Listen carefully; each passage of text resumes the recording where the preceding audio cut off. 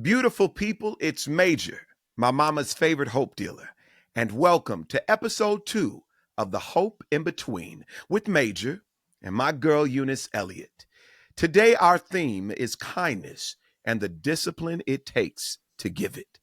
Yeah, kindness takes discipline too. Listen, I want us to catch our breath before we do anything. So, everyone, let's just get present with the present moment. All right? Let's take a deep breath in. Now let it out. That's right. A deep breath in.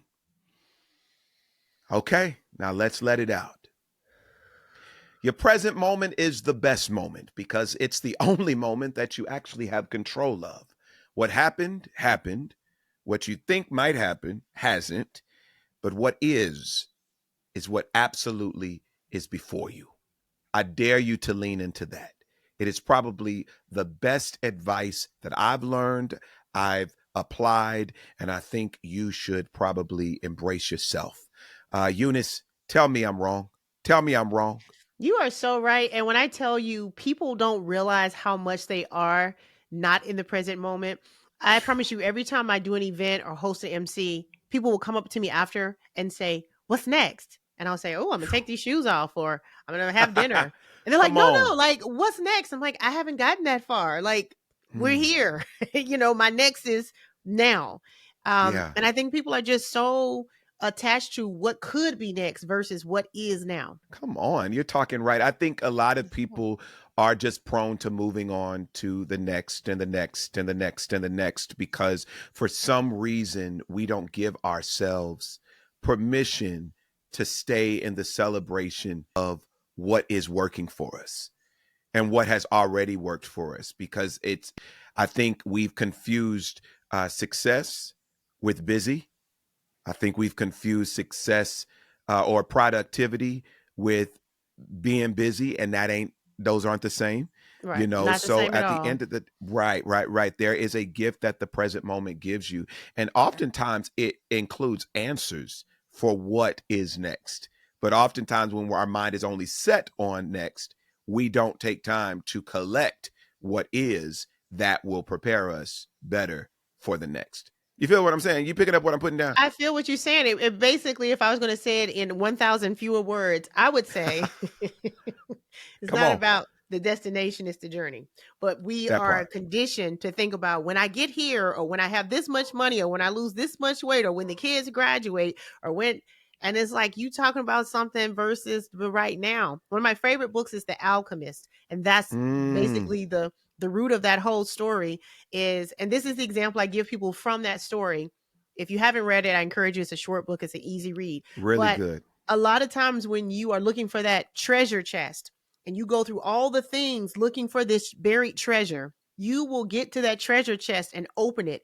And so many people do all the things to get to what they deem successful, and they open that treasure chest and they're disappointed because it's empty. And I Yeah. am of the belief that that treasure chest is there, and it is empty because it's just somewhere for you to lighten your load at that point. That's when you have the Mm, convenience and efficiency of life, but you've been collecting jewels all along the way. And so if that's you're not right. collecting the jewels all along the journey, you don't have anything to put in this treasure chest because you were just leaving the jewels and the diamonds and the rubies and the emeralds Mm. by the wayside, thinking you were going to get to a treasure. And then you're going to be disappointed when you get there and it's empty.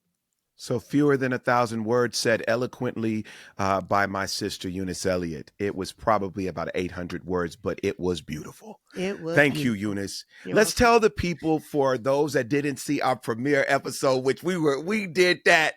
We did that. We deserve an applause on launching that first episode for sure. Where's the clap track? You don't have You it know anymore? what? I know you went so fast. You went so fast. I wasn't ready Be for you. present. Be Sorry. present. Okay. Okay.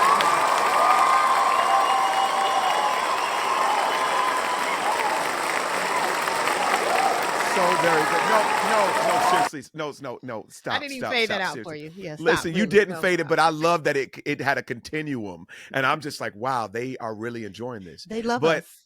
listen, we did our thing on that first episode, and I just want to congratulate you on us making it out of the gate, because one of the things that I think happens with a lot of visionaries and creatives is we have these great ideas.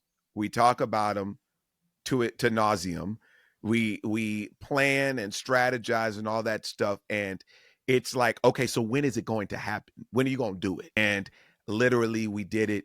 Shout out to Inflection Point, which has empowered this entire thing. Terrence and Sean and the whole team, Savannah, just everybody that's a part of the team that's helping to make this thing happen. Ra, thank you, thank you, thank you so much. Now That's Major is the channel on YouTube where you can find it, or if you're listening via iHeart Podcast, Apple Podcast, wherever you get your podcast, you will find The Hope in Between with Major and Eunice Elliott. It is your midweek relief because I know you need it. And let me say, Be life. congratulations to you, sir. I know you Huh? congratulated me to congratulate you, but let me say this. That I'm was here. not the plan. That was not the I am a setup for this one. reciprocator, sir. So I got you Yes. covered. Okay. Okay. So that's the worst thing. Like when you go on a date and you say, "Oh yeah, I have two brothers," and sisters. You know, you say you ask the person a question and then they don't ask you, and you're like, "Okay." But anyway, congratulations to you, because this was your baby and your vision when it was brought to me, and for you to allow me to partake of your vision as a creative. And we are both creatives in different spaces. You with music, singer, songwriter, but also an actor and visionary, and me as a screenwriter, writer, comedian. And I feel like sometimes we do all suffer from the paralysis of analysis. And we're like, how can we do it? And how do we make it? And how do we? So I want to congratulate you and us for pressing record and upload. And we are Listen, on episode 2. and how crazy is it? Is it that it's that simple to press record and upload? It is that simple. But we definitely, we had a moment where we were kind of like, okay, but well, we can't do this until we have this, or until we have this. And excellence was how we started, with all of it. It feels like a bridesmaid moment from the movie when they were competing for to give compliments. But I gotta say, the full idea did not come to you already. We said, we know we want to do a hope centric podcast. And we were initially just going to have it be a podcast with me, and you were just going to produce it. And then there was a chemistry that we were like, wait a minute, are you my cousin? Are you my Wait, do we best know each friend? other? Like, do we know Right. each other? And we were like, no, we need to do this together. And then we were like, okay, don't make it such a deep podcast on just, the perils of life and how to get through or whatever. Let's just make this a midweek relief. And so we're like, the hope in between. Yeah, Here we are. there it Here is. we And are. here we are, episode 2, and I'm super excited about it. You For want to our get right into it? listeners who are not watching, I do want to say he's not wearing a tuxedo from the waist up for episode 2. I just want to point that out. I am not. I am Okay. not, but I do still have the noisemaker to celebrate the launch. Okay. I'm actually rocking a hat that I wore this past weekend. Oh, and you for a were very busy special this occasion. past weekend. Yeah. Please share with us what you have been up to, sir. I'm glad you asked, man. This past weekend was pretty amazing, pretty surreal, pretty encouraging. It started on Saturday with an invitation to be a special guest on a hero of mine stage. A He hero goes of by, all of ours. A hero of all of ours. But yeah, continue. a man responsible for being the soundtrack to most of our lives. Mr. Stevie Wonder invited me, welcomed me onto his stage as part of his recent tour. And it's wild because full circle moment, 8 years ago, when Why I Love You was released to the world, Mr. Stevie Wonder was the first legend that publicly co-signed and just spoke well of me and what he believes is going to happen with my career and that song. And sure enough, it has come to pass. I was like, if Stevie sees it, we got something. Stevie see it. If Stevie see it, we got something. So It was amazing to be in that State Farm arena. Your boy was on the stage in a sold out State Farm arena singing my new single "I Prayed for You." That we have a brand new video coming for that, and the new single is about to hit radio. But how dope was it to be set up for that big moment by way of Mr. Stevie Wonder? Shout out to Shalea, the incredible Shalea Frazier, who is a brilliant talent as well. She introed me for my moment, and my sister Adia, who is on Stevie's team, who really advocated to get me this opportunity. I am still on high from that, and it's been days, since then, but So that's what I I'm want to ask grateful. you. I mean, Stevie Wonder, you have known that he has known that you are alive for some years now. But does it ever settle in? Like, do you ever like get used to this idea that Stevie Wonder knows who I am, knows my talent, thinks I'm dope? Like, does that ever just become like, oh, it's Tuesday? Yes and no. Okay. I want to say this because I have always been a kid that had lofty dreams and vision. And I remember looking at people growing up on TV or listening, and I'm like, I'm going to know them. I'm going to work with them. This is going to happen. I'm going to do this. And sure enough, Stevie Wonder was a part of that, Wow. visioning, that envisioning. And my first ever demo was Isn't She Lovely and Blame It on the Sun when I was in the 5th grade. And it's Wow. crazy to now live the very vision that I saw. I remember being able to do a duet of Blame It on the Sun with him 8 years ago. So that was Wow. already just like a wild thing. But I will say the man's crazy. So he kind of makes you feel normal in this encounter because he's really hilarious. He's silly. He's goofy. He is passionate, disrespectful. He says whatever is on his mind and gets away with it. Uh-huh. Uh, but he brings you back to your why every single time. Mm. Don't just use just don't just throw out words without reason. Don't just throw out songs without meaning. And Mm. it's been an amazing journey building relationship with him. I don't always get to speak to him on a regular, but it's more frequent than most. Mhm. And just to throw in some comedic relief, the man FaceTimes me. Nice. So you can see what It, he's saying. yo, imagine getting a FaceTime for the first time from Stevie Wonder, and you're like, sir, was this a mistake? I just want you to know it's on FaceTime. But at least you don't have to do like me and try to go throw some eyebrows on you like what it is. He gonna get the glory. Because we all believe Stevie can see. We know, that is the theory that is floating. I Mr. don't Wonder. believe that he can see. Mr. Wonder I can don't believe indeed he see. can see. No, no, no. I don't believe the man can see. But so many people are like that man can see See, that man can because see. he's just like his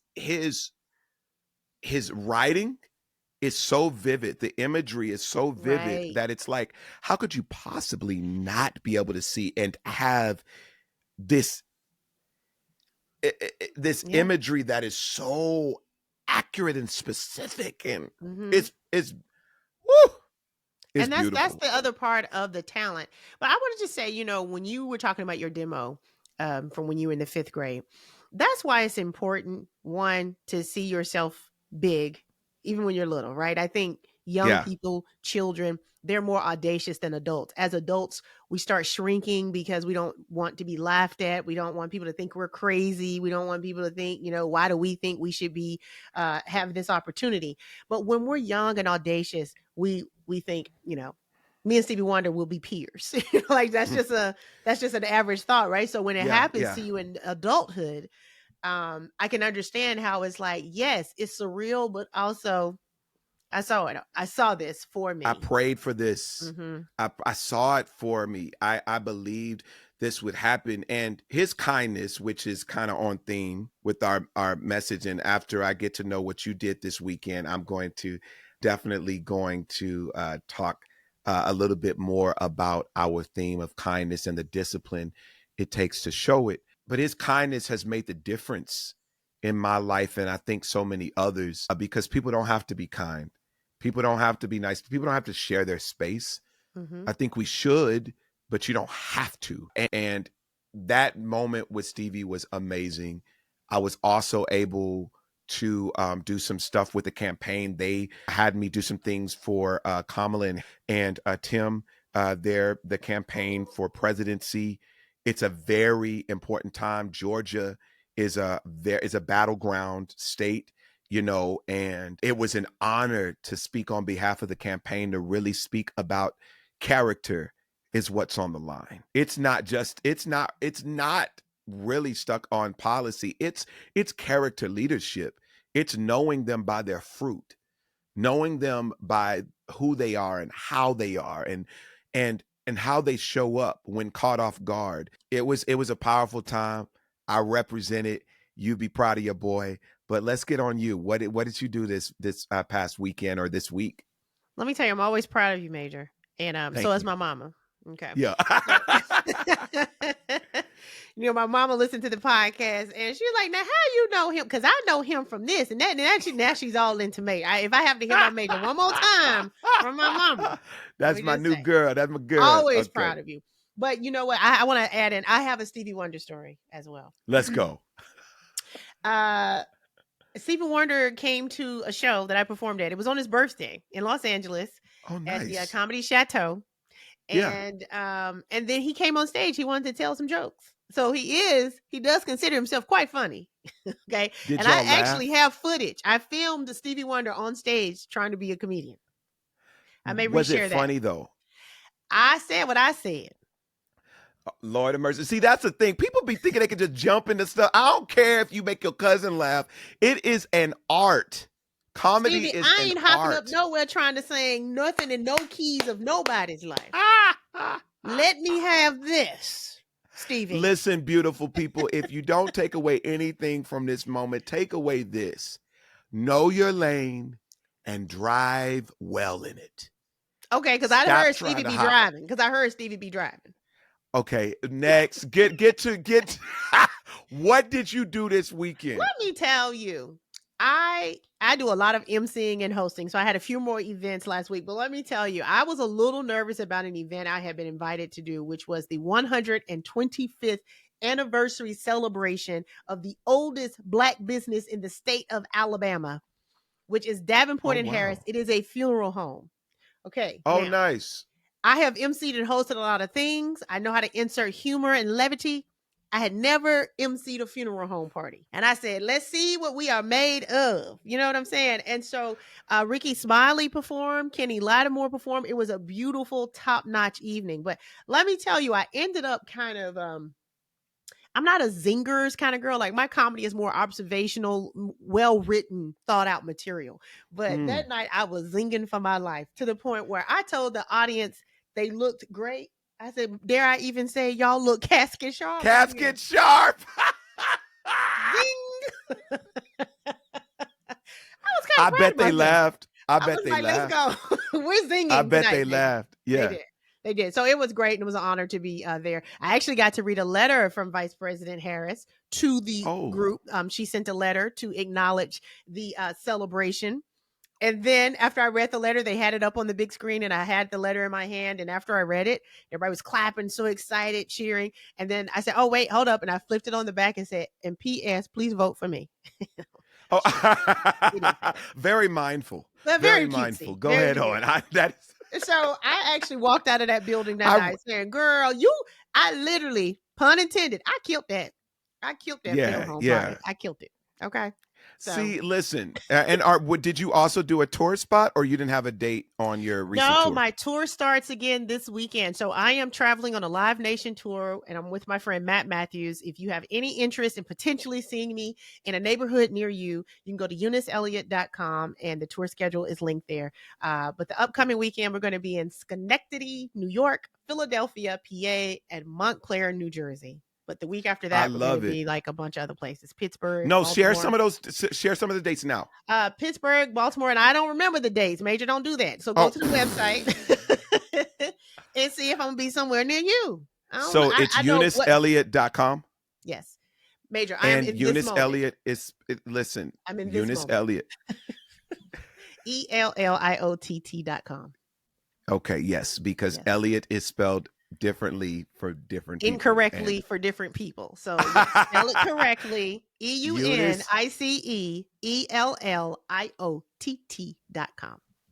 that's right, There you got it. UniceElliott.com. There you go. Make sure that we support our girl. She is absolutely hilarious. I promise y'all. Let me say, Major has come to one of my shows in LA at the Hollywood Improv, and Major is the audience member who, obviously, because he's a singer and a performer, you know that Major is in the room. Because let's say if That's you're how I telling your laugh. joke, you telling your story, and you say, and I said, Grandma, I got company. You gonna hear, Grandma, you got company. And you're welcome. Oh, thank you. And you're welcome. Because I understand if you are delivering well, you are deserving of agreement from those who are benefiting from your delivery. Thank you. You know, so You like listen, I think we it's make good. the best audiences. Creatives make the best audience members because we know what it took for you to get up there. We Woo! know the vision. We know the preparation. And so when we feel like the audience ain't doing enough, we're going to be like, oh, go. Give a clap track. Give a clap track for all those times the audience missed the mark, though. They missed it. Come on, put that in there. They Give missed us a it. clap. Give us a clap track, and beautiful people. I think.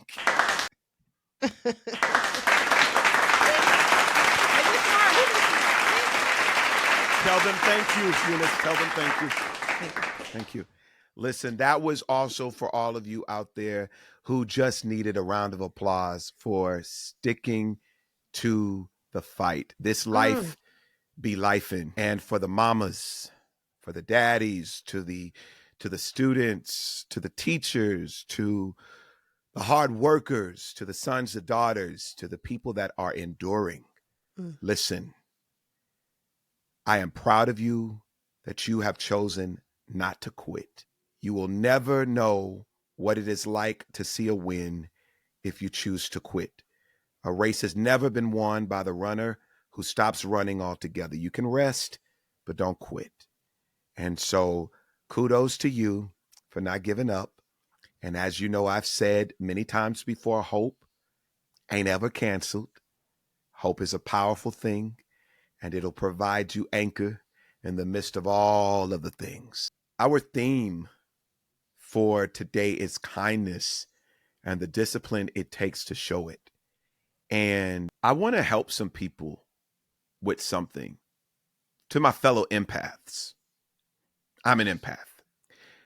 Eunice, I think you can be empathetic at times, but I don't know if you're an empath No, I'm per an se. empath. I just can't do that with my hands. I thought that was Star Trek. Oh, okay. So, So, yeah. oh, yeah. It's just we're different. In that, an empath is one who feels and shares the burden of another in heart, in mind, in spirit, and oftentimes will enact whatever it takes in their action to help remedy the matter. Sometimes an empath can just feel it and they're like, I have them on my heart and I'm concerned for their well being. And there are other empaths that go a little deeper that feels it is then their responsibility, if they felt it, to be an answer to it. And I need to help some folks out because while empathy is the ability to understand and to share in another person's feelings or experience and emotions, it does not mean that you are the one responsible for fixing the problem. Empathy positions you in a way that gives grace and room for people to fully be and to fully show up, regardless of how you may feel they should show up. It gives space to people fully being. It is an element of sympathy, it's an element of compassion, but I need to relieve a lot of my fellow empaths who have taken on the role of savior. Mm. Stop. Stop. Stop. It's not our job to be savior. Vessel, Mm. yes. Let me say this, Vessel Major. for the help. Let me say Ve- this, Major. Now, this is a moment that I know Major is yeah. speaking to himself. Yes. You know it, Eunice. Tell the So people. say it again Tell the for the people. people in the back of your head. Because Woo! this is your message for you, Major. Yes. Hmm. Yes. And so And we are both empaths, but I have yeah, had to create and stand firm with my own boundaries for myself. And that so part. what happens is a lot of times when we come up with boundaries, we think, oh, I'm setting a boundary for other people. You have to create boundaries for yourself and how you engage and how you interact with the world. Because guess what? Most of us want to fix everything. We want to help everybody. We want to save everybody.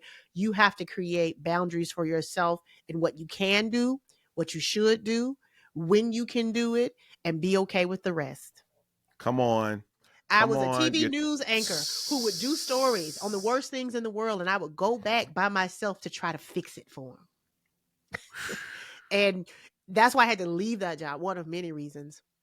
But it was very hard for me as an empath to talk about the worst day of most people's lives on a loop and not go try to offer them a solution or some help for it.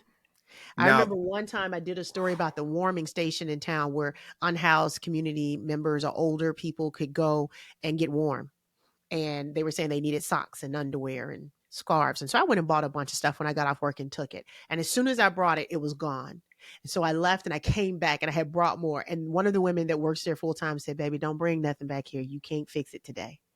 mm, Because it was this thing of wait, but there was still everybody didn't get it. Everybody didn't get some. Let me go get some more.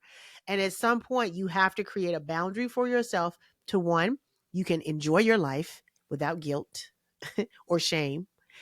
And then also that you can be available when you need to be and have to be and should be. man, you are speaking well on that. I it's actually good to hear that you did once um suffer through I that did. I did. blessed dilemma I did. of And that's why when feeling I see that you you doing it, I'm so on you because I yeah, because I was recognize just it. about I thought you had because this is me learning more because Hmm. I've met you at this point in your Right. life and you're giving me all of this wisdom and insight and information, not Not advice. Because advice. if Not you watched advice. episode one, Eunice Because swears she doesn't give advice. Nevertheless, I don't have any nevertheless, for you. where what one of the things that she has helped me realize in the now is that's not your assignment. It's not all your assignment. And don't sow the seed and keep going back to the seed, digging it up, because that's essentially what we're doing when we feel that we're responsible for helping someone and making sure that they live and do better as a result of the seed of our help. Mm. It is not on us to complete the work in people. Woo! Yo! It is, yo. That's it right there. It That's is it. not on us to complete the work of people. That's People why we there is a love, people we God. care about, people we support, Yes. people we want to win. That is not our assignment. You can support, you can encourage, you can show up, but to think that you are the fix to their problem puts you in competition with only one power that has the power to do the finished work. Mm. And that ain't what I want to be. I am not trying to step in the seat of our okay, who editor, make sure that this is one of No, the because I moments love this that for you and woo, for me. I love this for is us waking me up. It's waking me up. because this has probably been our most constant conversation Yeah, is, hey, Major, once you have planted the seed, walk away, walk away. yeah, And either it's going to take root or it will not. Either one is not on your watch. Right. right. And so that's beautiful. And honestly, seriously, I have become the friend that sometimes because I was so attached to their outcomes, I wasn't even being a good friend. And so they wouldn't want to share things with me because I went into fix it mode. I went into, well, this Yeah. is what you got to do mode. And so now when my friends come to me and say something, they know that my response is going to be, do you just need me to listen or do you want me to offer you something back? And sometimes they'll say, Golly, just listen, just listen. And I say, I yo, got you. I heard you. it's the dichotomy of it all. Shout out to there's a an Instagram guy that uses that phrase all the time. Golly, I wish I Leo, remembered his name. Leo. Leo. Yeah, the dichotomy of it all. Listen, it is a common hang up for men to feel that we have to be fixers of everything. Yes. And that shows up in relationships, which causes more tension than it does peace and resolve, because sometimes our partners just want to release and share, and in the sharing is how they're processing how they're going to move in the scenario. They don't just always want to fix it, but some of us have been kind of prone to feeling like we got to have an answer.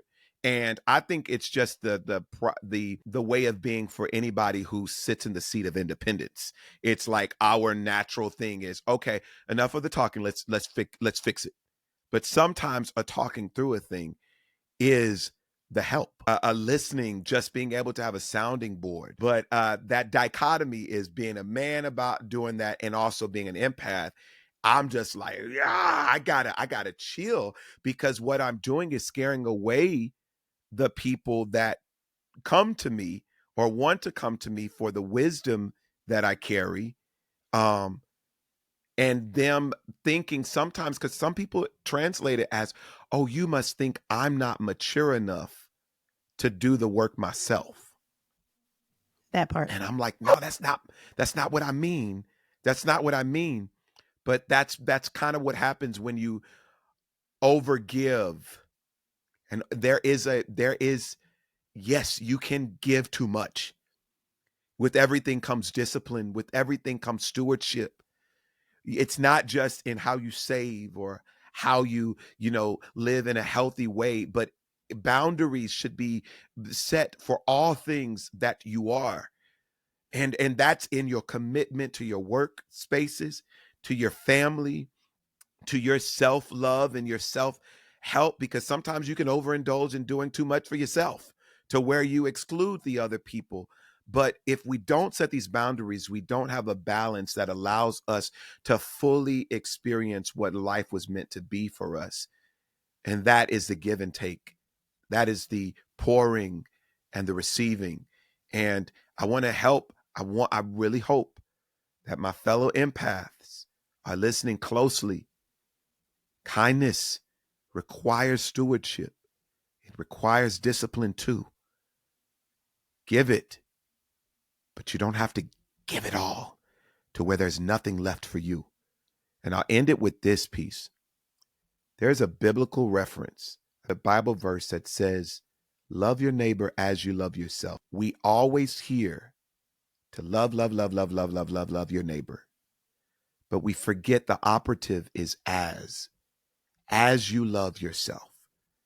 You set the measure and the bar of that portion by how you give to yourself first, because it will burn you out if you're just giving without receiving and pouring back into yourself.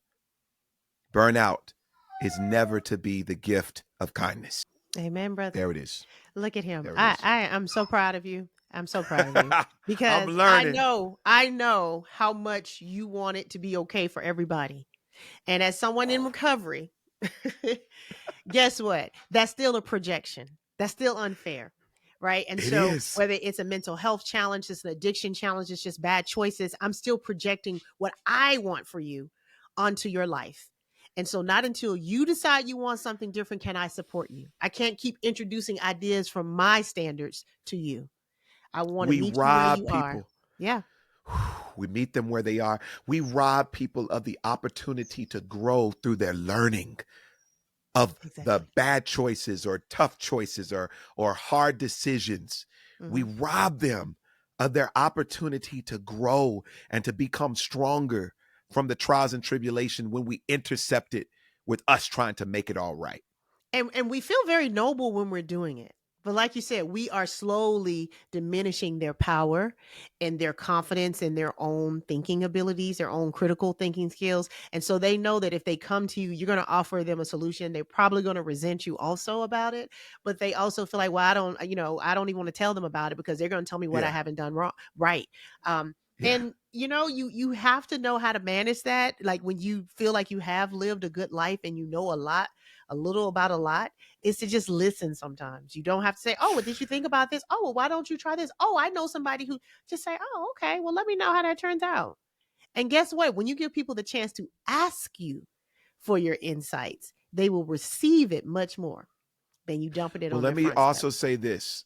I will say this. I agree. But a lot of people do ask me. I just overly answer. And I have to put boundaries on how much I give in that. Because if you need more information, they'll ask.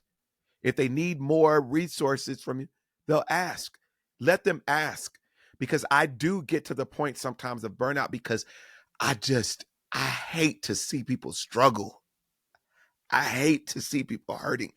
But that's Oh just not man, your I'm that's not your assignment. That is not your assignment. it's not I am vessel, not savior. I am vessel, not savior. For the person listening, say Mhm. that with me. I am vessel, not savior. I am vessel, Not not savior. savior. Hmm.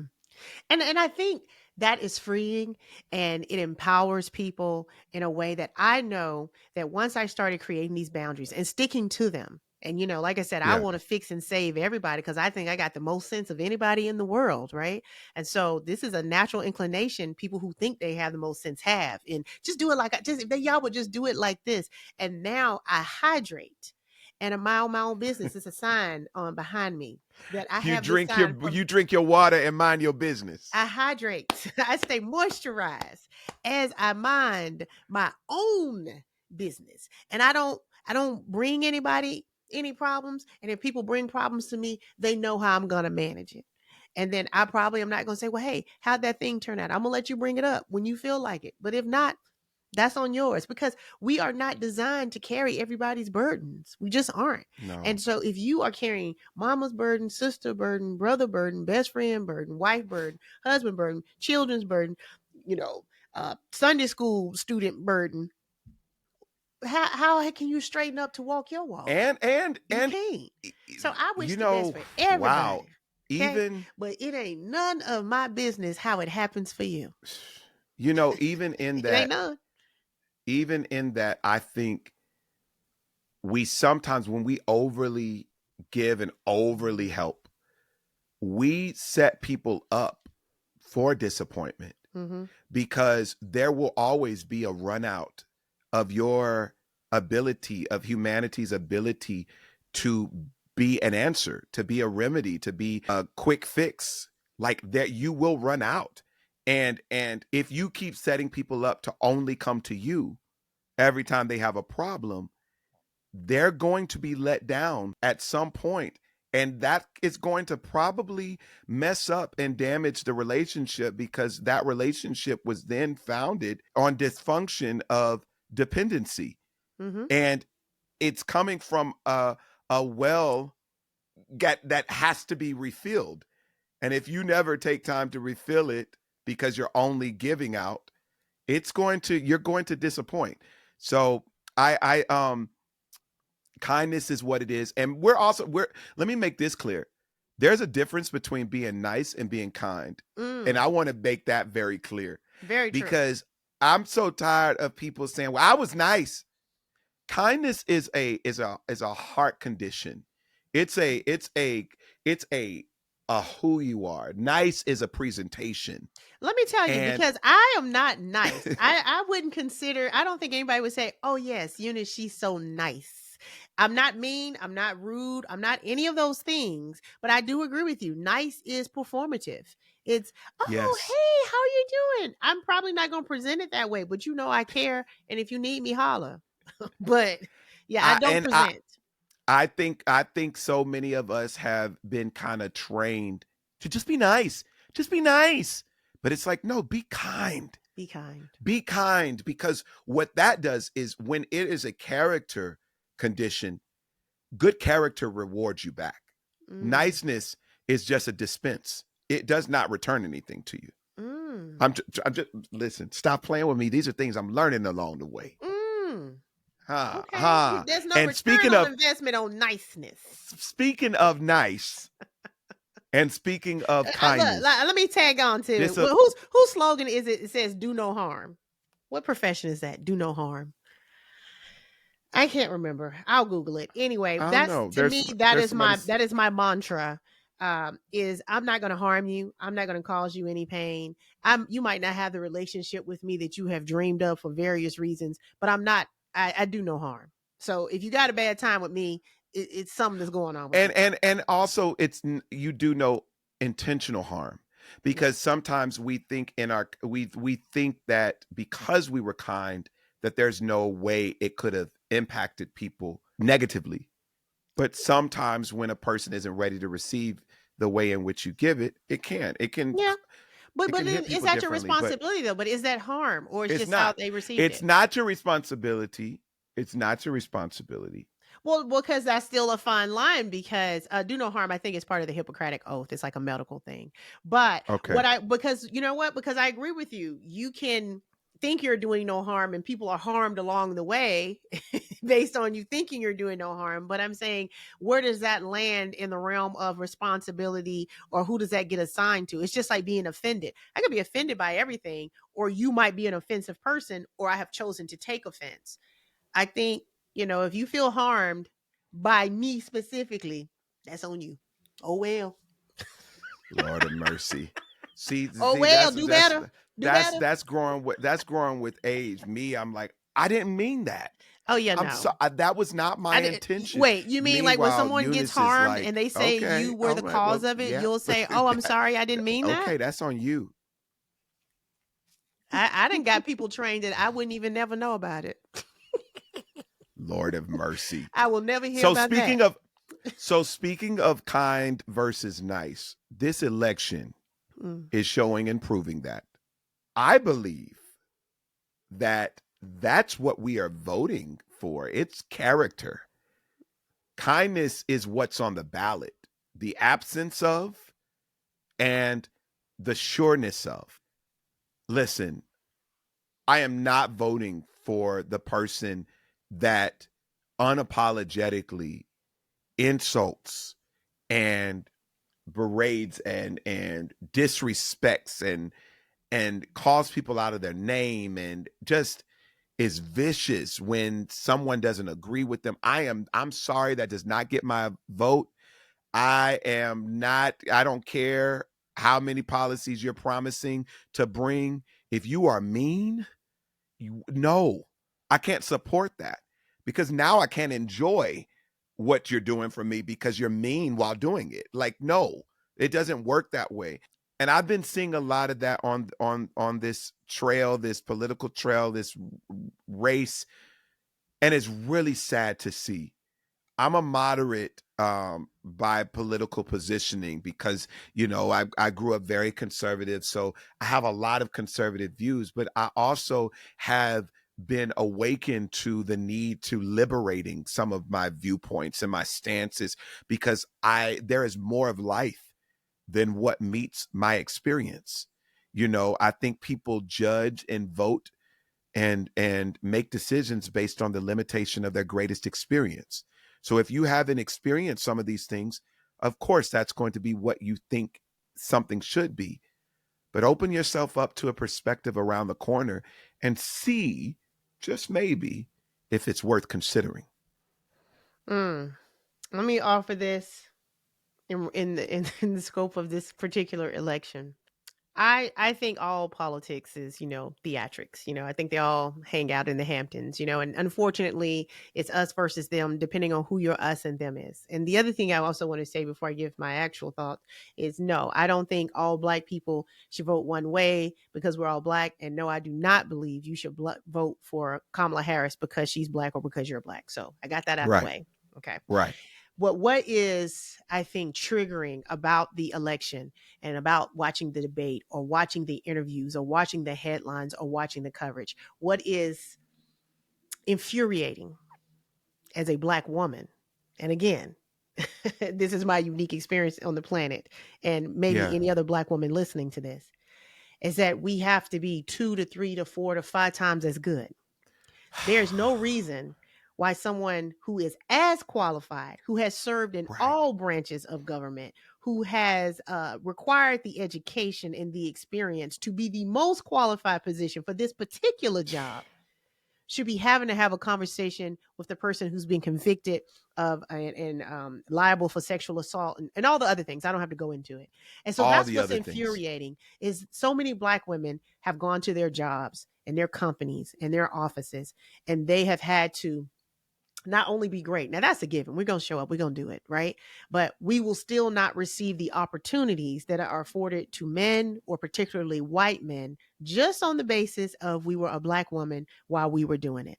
And so what's Right. unfortunate and what's grossly inappropriate is that this is even a conversation, that this is even Yeah. this close, that I don't care what side of the aisle you are on.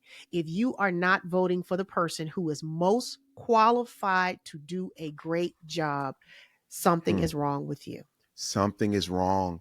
Something is wrong. Now, something I want to give. First off, brilliantly said. Brilliantly said. Yes to the yes to the yes to the yes.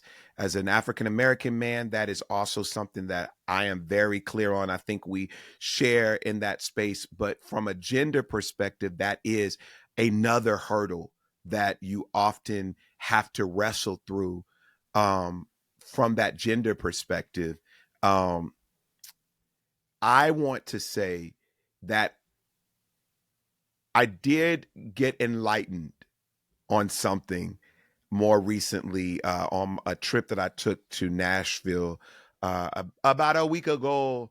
And it Grow was up. Would you grow it, up? it was uh, it was with some accomplished African American people, and they were talking about how disgusting, the race has gotten, and how, what Trump has done and said blatantly that causes great alarm in the communities of people of color, how he's talked about immigrants just so flagrantly and inaccurately, and people of color flagrantly and inaccurately, and you can hear the subconscious rhetoric, you can hear the intentions, you can see the entitlement, the privilege, the oblivious, ness to how gross his words are. Um, but they were saying, to be honest, I made a lot of money, during his administration. And I was thinking that they were only referring to the stimulus money that they're giving him all this credit for, which was already set in place by Congress in queue for an impending pandemic. Like, that is a part of how the country was to respond to a pandemic under Obama's administration. He put that stuff in place, but that was a Congress work. And we gave credit to Trump, which he knew would happen, when he said, send all that paper back that you had printed and reprint with my name and signature on it, because I want them to know Donald Trump gave it to him. But it wasn't true that Donald Trump did not give that to us. One, our tax dollars did.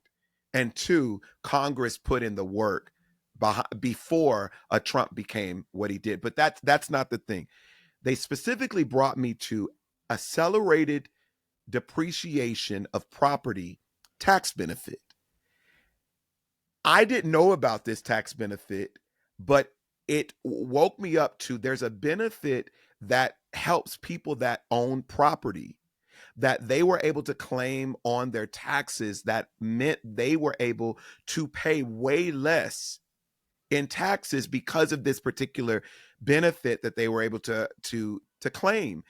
This particular amount of money, the value of whatever that depreciation was, and it you can read and Google more on it, and that's what I encourage people to do, to study and show yourself approved. Don't just perpetuate falsehoods or rhetoric that you see online and what you heard somebody say.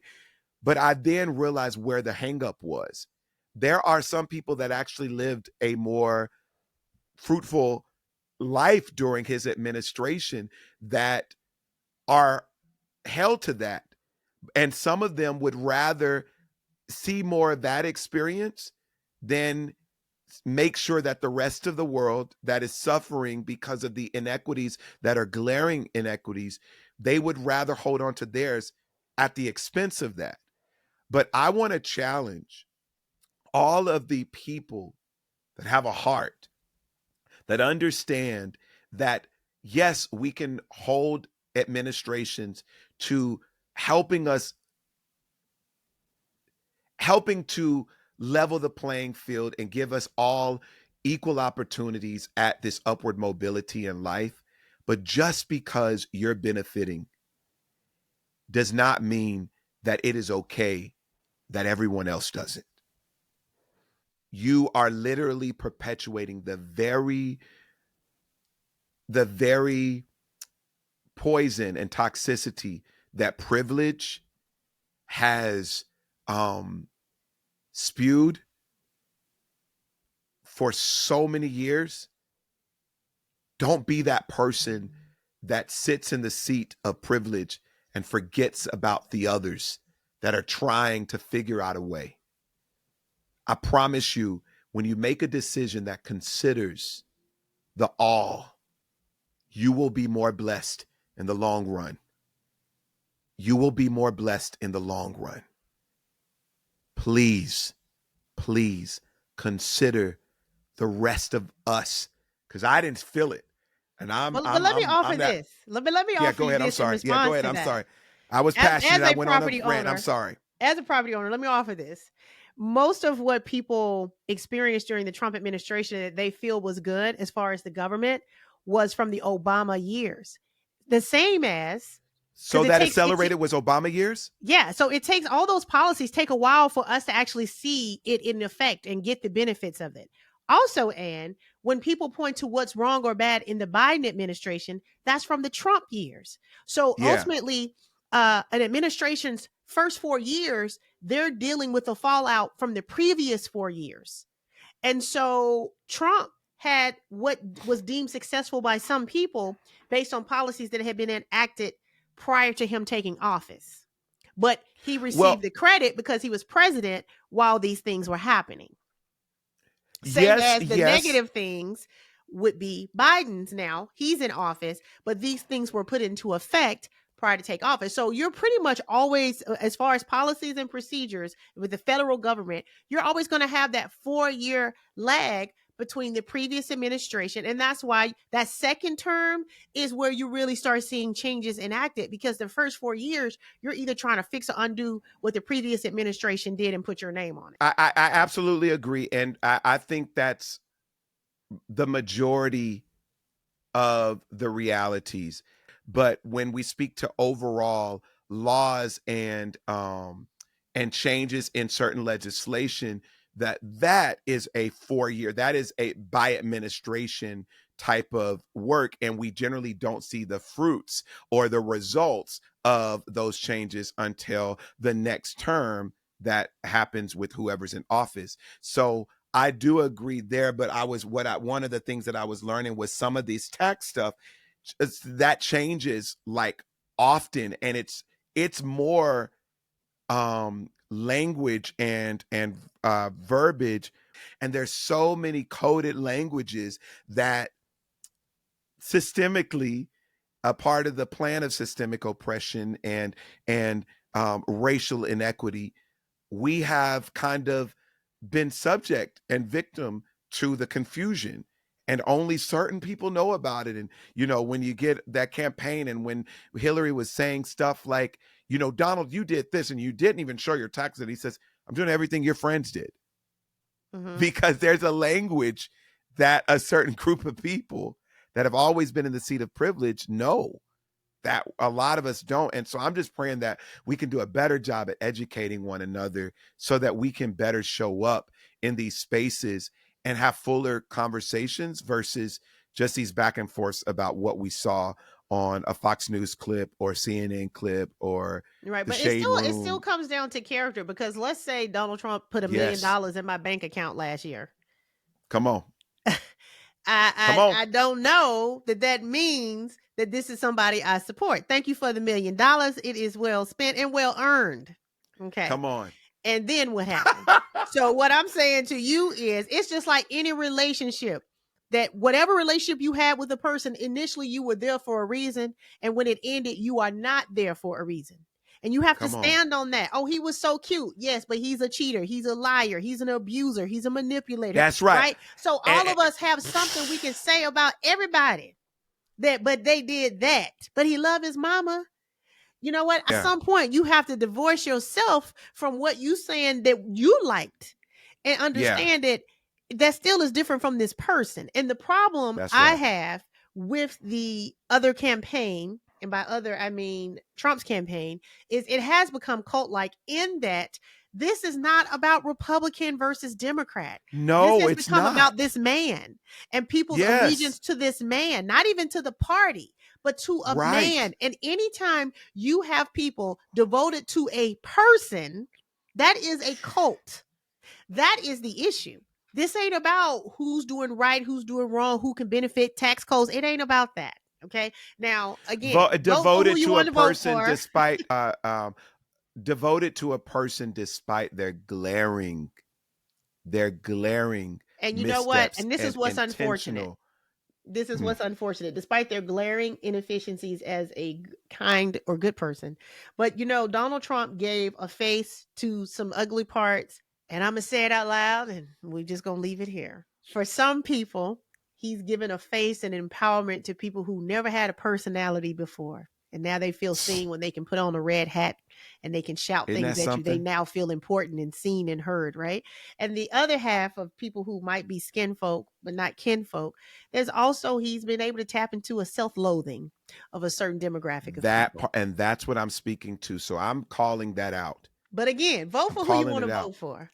I'm just Yeah. saying, anybody who can see a qualified person and say, I'm not going to just vote for her because she's black, or to say she's not even black, all those things are insanity. But again, you know Well, what? I'm not We're telling going to you talk to hate. about I'm hope, not. though. We're going to hope Uh, everything's going to be all Hope. right, however it go. That's how we're going to do. Yeah, That's yeah, what we're going to yeah. Can I just throw this in there? I'm not do. telling you to hate the man. I'm just telling you not to vote for him. All right. So Hope, Well, you listen. ain't got to Hope tell me ain't to do ever. something. You ain't got to tell me to do something that's done, Listen. did and done and do. Congratulations on that. I'm so excited to put my ballot in there. I want to see change. I want to see forward movement. I want to see kindness back again in our leadership. I just want to Togetherness, see it. unity. Yeah. Togetherness. Yeah, because we can do so much more together. You can get somewhere by yourself, but you can go far when you do it together.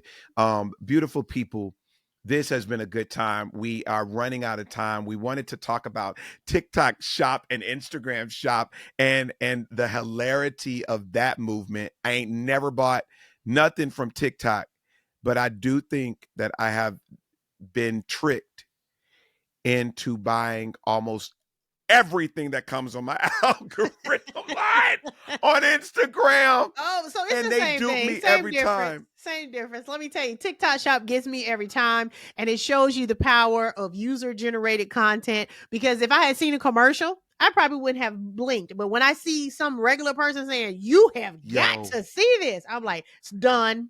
Send it to me now." listen, my style kind of has that retro-esque feel to it, and sometimes I'm rocking the bell bottoms. One mention of bell bottoms, I have seen every single type of bell bottom that is ever sold, and the facade of bell bottoms only to get them, and they're just big old pants. And I have spent so much money.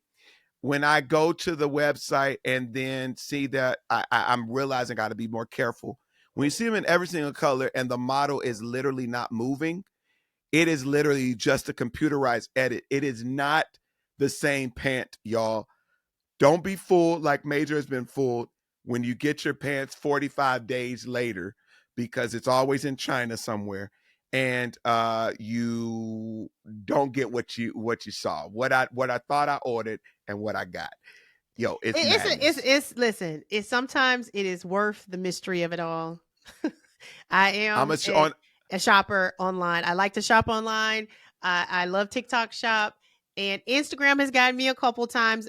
There's only been one time in all the things I've ordered have I just not received something and they took my money. Only once. And Right. I'm right now, I'm going to count that as a victory.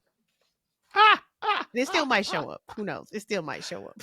It's only been a year. Yeah, yeah. I want to ask. I want to ask, and let's put out an ask, Eunice. What can we ask the people I want to know who else has been duped by the Instagram, TikTok shop, or even Facebook. Like, like, have y'all been tricked? Tell me some stories, share some stories so we can talk about it on the next episode, because I know I'm not alone. And if I am, forget you. You are I'm not gonna do alone. better. I'm gonna do better. I'm trying to be more fiscally responsible anyway. So Mm. this is probably a great area where I can just not fall victim to it. Ralph Lauren knows I love Ralph Lauren, because Ralph Lauren will not stop showing me their new shirts. I just ordered one. It's a brown corduroy polo. Now, see, now this how I know you got a problem, because we were supposed to be wrapping this up a while ago, and now we Oh going yeah, I'm into sorry. your shopping addiction. Okay, let's move on, Major. Move on. Look Hope, at this. hope, beautiful people. In these times, I want to challenge you all to lock into something that hope provides you, and that is joy. Joy. I have a song called "Joy in the Battle," and the words are: "Joy in the battle, joy in my victory. I keep my eyes to the heavens, so my joy never slips from me. Joy in the battle, joy on this journey set for me. And when they see me coming, they're going to see I got this joy all over me." I want you to know that we don't need the permission of our storm, circumstance, or challenge to choose joy. Mm. We choose it anyway. And the way you get there is by locking into gratitude for what has been and what is. And when you do that, it then shows you that life ain't as bad as you're allowing yourself to slump into. Because, like my sister Eunice said on episode 1, good is always and has always been the baseline. Mm. That negativity comes at random. Lock in and lean in on the constant, and that is goodness. That is provision.